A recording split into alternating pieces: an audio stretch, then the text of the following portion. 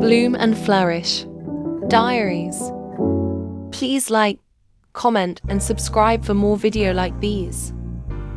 Today, I'm making a DIY projector for a backdrop. I have also used it to do big cutouts and drawings. First, you'll need a shoebox. You can also use a Pringles chips carton or PVC pipe. Cut out one end and use a glass or clear acrylic, tape, or a transparent object that you can write. Draw or use a decal sticker on. Cut out a small entrance at the top of the box.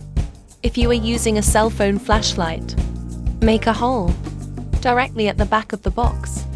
Mirror the image.